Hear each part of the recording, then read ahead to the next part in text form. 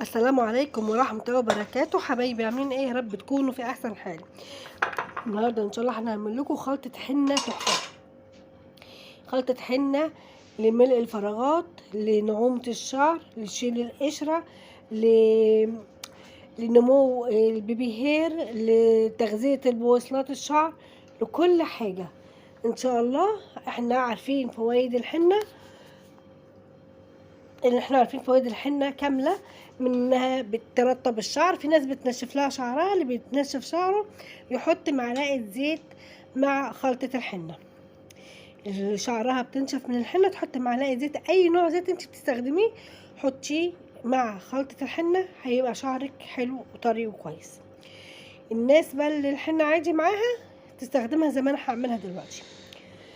غير كده الحنة حلوة لقشرة الشعر، تغذي بصيلة الشعر، فروة الراس تطهرها وتنقيها.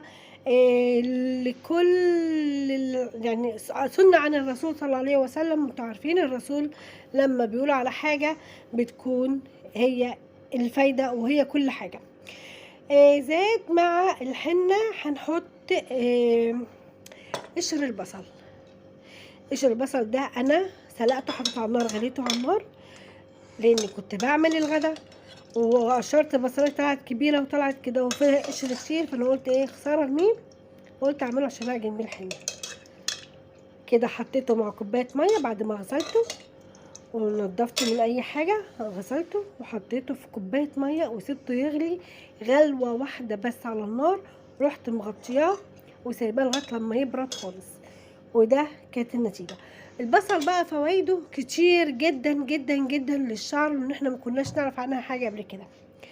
البصل بيغذي بوصيلة الشعر، بينمو الشعر هو والثوم، ينمو الشعر بسرعة، يزيد في طول الشعر، مضاد قوي جدا للفطريات والبكتيريا اللي في الراس، حلو للقشرة، يطول البيبي هير، يعني يشيل الصلع الوراثي، لا الصلع التاني الناتج عن سوء استخدام الصبغات بقى والاكسسوارات والكلام ده كله. هنا هتحطي الحنة اللي مناسبة لشعرك، كمية الحنة المناسبة لشعرك وكمية المية المناسبة لشعرك. انا حطيت كوباية مية واستخدمتها كلها. كده هتحطي وتقلبي لغاية لما تحصلي على النتيجة اللي انت عايزاها. كده خدت انا المية كده كلها. النهارده هنعمل الحنة بالبصل بس، هنحط كمان معاها خل التفاح، عشان لو عندك قشرة في راسك، عندك فطريات، عندك طفيليات في راسك، تشيل خل التفاح. جميل جدا للشعر، يطر الشعر وينعمه. برضو قوي جدا على بصيلة الشعر، يخليها تنمو سريعا. كده هتقلبي الحنة كويس، تقلبيها كويس جدا جدا جدا. هتقلبيها بعد ما تقلبيها هتسيبيها تتخمر لمدة مش أقل من 4 ساعات. سيبيها تخمر مش أقل من 4 ساعات، وسيبيها على شعرك مش أقل من 6 ساعات عشان تاخدي الفايدة الأحسن والفايدة المرجوة منها.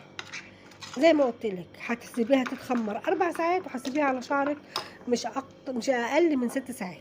ممكن تخمريها من بالليل وتعجنيها بالليل، والصبح لما تقومي تحطيها على شعرك. ده خل التفاح زي ما قلت لك، هنحط معلقه كبيره من خل التفاح، معلقه واحده بس. لو وصلتش معايا لغايه كده ما تنسيش تحطي لي لايك وشير واشتركي في القناه لو مش مشتركه، يسعدني اشتراكك ويشرفني، وفعلي زر الجرس عشان يوصلك مني كل جديد. كده حطينا خل التفاح وهنقلب.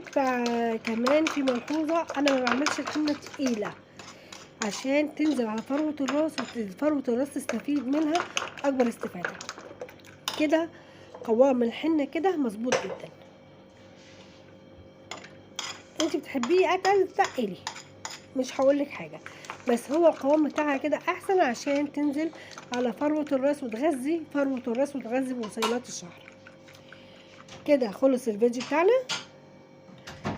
استودعكم الله في امان الله، والسلام عليكم ورحمة الله وبركاته. نتقابل قريب ان شاء الله في فيديو جديد. السلام عليكم.